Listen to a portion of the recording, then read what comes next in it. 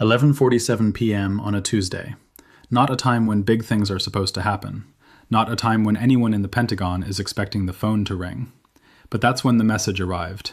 Not through back channels, not through a leak to the New York Times, through an official Iranian military news aggregator that most Western intelligence analysts have bookmarked, but few check before midnight. 3 sentences, in Farsi, translated within minutes. The Islamic Revolutionary Guard Corps has completed final targeting coordinates. Our finger is on the trigger. The response to any miscalculation will be unlike anything America has seen in West Asia. Now, if you saw the headlines the next morning, and maybe you did, you probably saw it framed as rhetoric, as sabre-rattling, as the kind of thing Iran says every few weeks to remind everyone they exist. And that framing is exactly what I want to challenge in this video, because the people who dismiss that statement as just words are making an assumption that the IRGC has spent the last 6 months systematically dismantling. The assumption that Iran's threats operate on the same scale as their previous threats, that a trigger warning today means the same thing it meant 6 months ago. It doesn't. And I don't think the way this story has been told so far comes anywhere close to touching what actually changed. Not in Tehran, not in Washington. In the one place nobody is looking closely enough. Stay with me. The U.S. Central Command response came 12 hours later. A spokesperson, name not even worth repeating, said, "We monitor Iranian rhetoric closely. Our force posture in the region remains unchanged. We are confident in our ability to defend our assets and partners." That's the sentence that set off alarm bells for me. Not because it's a lie exactly, but because of what they chose to emphasize. Remains unchanged, confident, monitor closely. Those are the words of an institution that has decided the threat is manageable. And maybe it is. But the last time an American military command used the phrase remains unchanged before a major escalation was the week before October 7th in Israel. The week before the Houthis started sinking Red Sea shipping. The week before an Iranian missile barrage overflew 3 American air defense systems without a single intercept. Here's what almost every Western outlet reported in the 72 hours after the IRGC statement. Iran made a threat. U.S. officials downplayed it. Analysts called it posturing. The story ran for a news cycle and then gave way to whatever came next. If you were consuming normal coverage, you know the IRGC said something aggressive. You maybe know it was about the trigger. And you probably moved on because it seemed like the same threat Iran has been making since the Trump administration killed Soleimani. That's the version designed to be consumed quickly and forgotten. What that version never explained, not once in anything I read from mainstream sources, is what the IRGC meant by finger on the trigger that is different from every other time they've used that exact phrase. And the difference is not in the words, the difference is in the logistics. Let me explain something that almost nobody covering this story has bothered to understand properly. In military terms, finger on the trigger is not a metaphor. It is a specific readiness state. And the IRGC has never, in its entire history, announced a readiness state publicly before achieving it. There are 4 standard readiness levels for a ballistic missile force. Level 4, normal training. Missiles in storage, crews on standard rotation, launch requires 12 to 24 hours of preparation.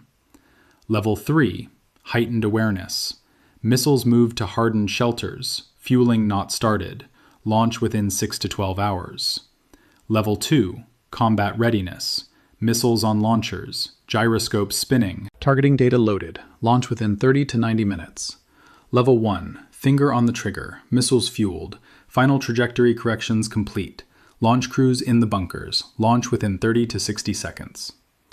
The IRGC did not say they were moving toward Level 1, they said they are at Level 1, and that is the detail that should have caused a much louder reaction than it did, because here's what Level 1 requires, physically, operationally, in ways that cannot be faked or bluffed.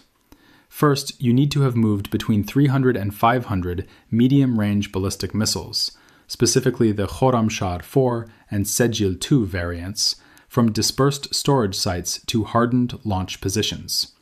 Each missile weighs roughly 15 tons. Each requires a specialized transporter erector launcher. Each TEL takes 4 hours to set up and cannot be easily hidden from satellite reconnaissance once deployed.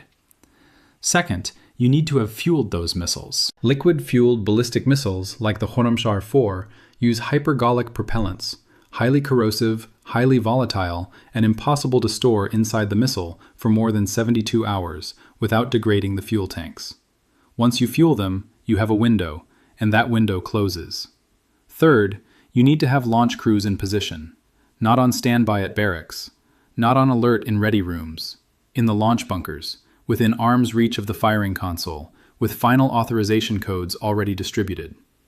The IRGC claimed all three conditions were met when they said, "Our finger is on the trigger."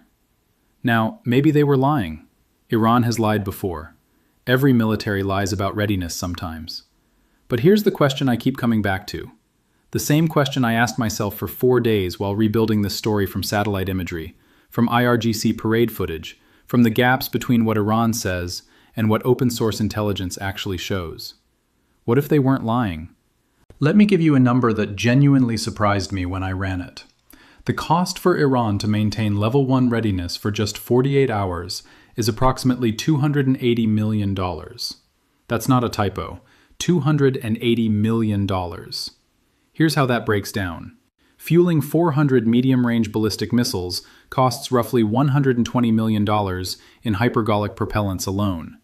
Crew sustainment, keeping 4,000 IRGC Air Force personnel on continuous launch alert, adds another $40 million in overtime, hazard pay, and logistical support.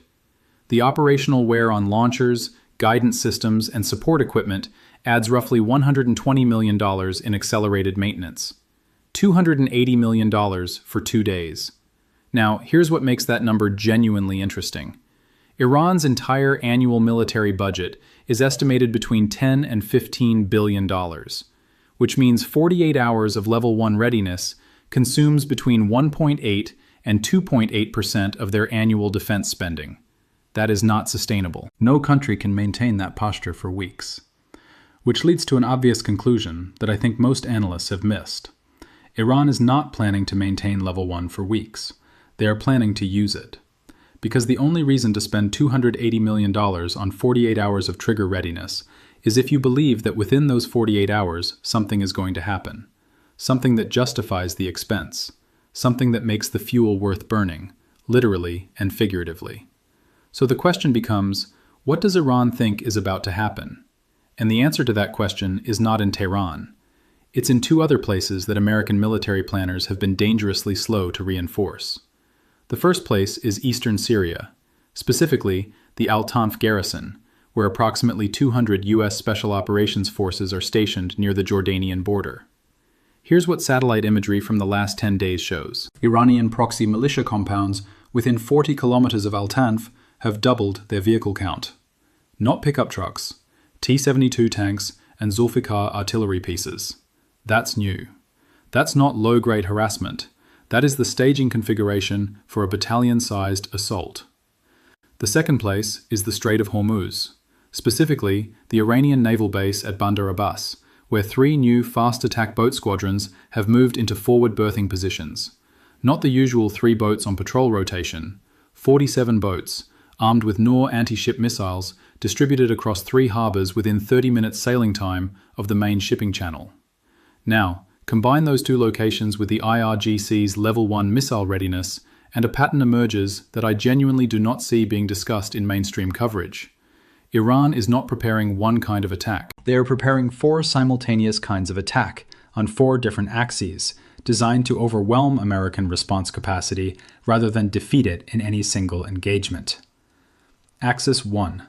Ballistic missiles against American air bases in Qatar, UAE, and Bahrain. Not to destroy them, to crater runways for 48 to 72 hours, trapping aircraft on the ground. Axis 2. Proxy militia assault on Al-Tanf, forcing a U.S. ground engagement in a location with no quick reinforcement route. Axis 3.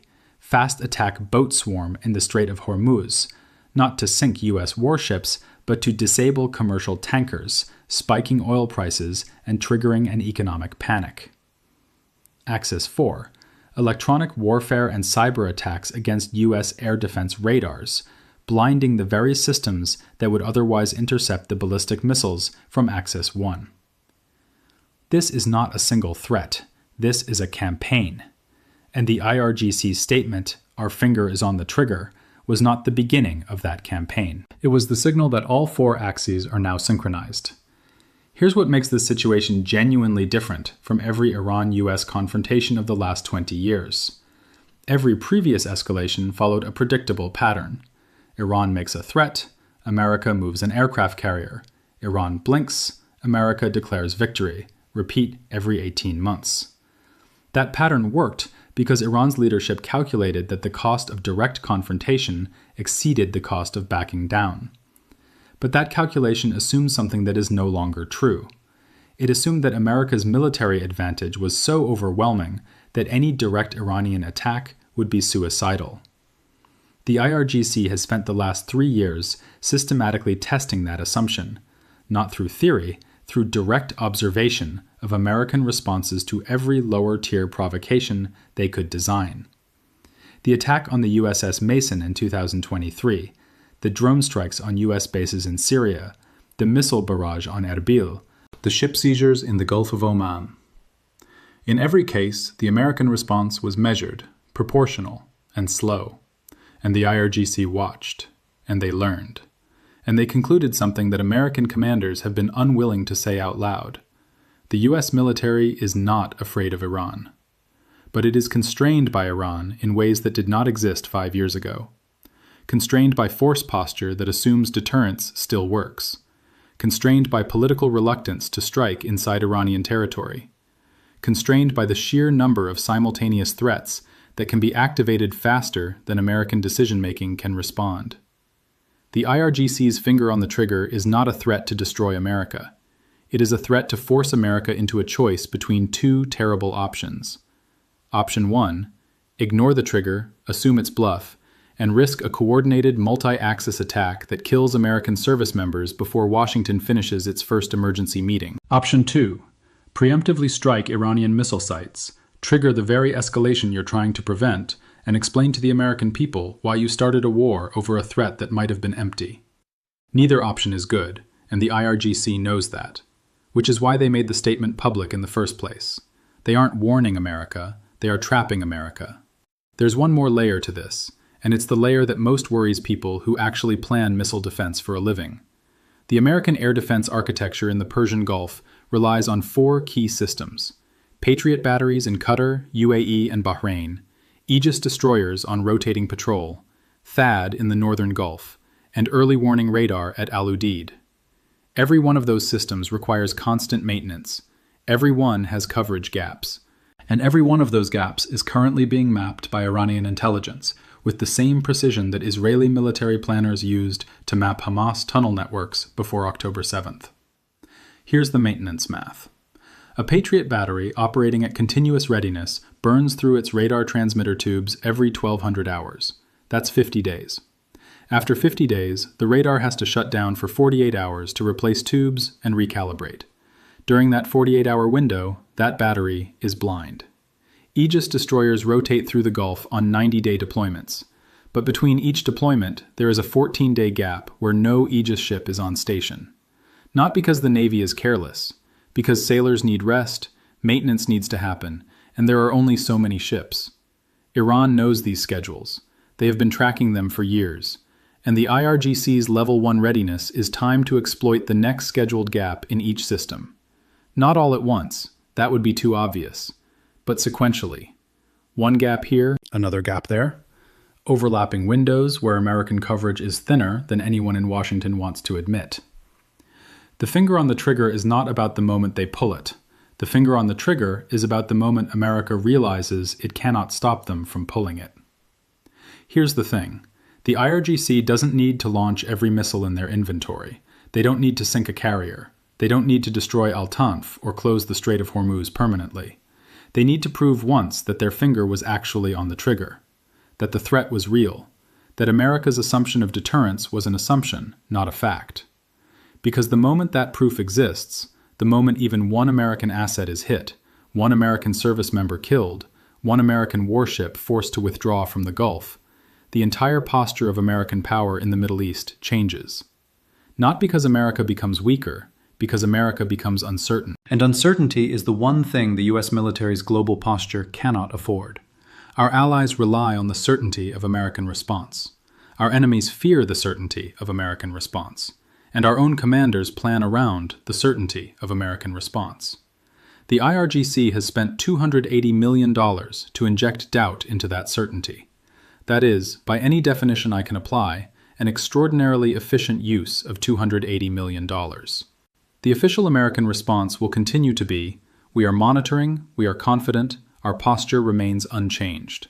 But the people who actually watch the satellite imagery, who track the maintenance schedules, who read the IRGC statements in the original Farsi, they know something different. They know the finger is on the trigger. They know America is ignoring it. And they know that the only question now is not whether Iran will act, but when.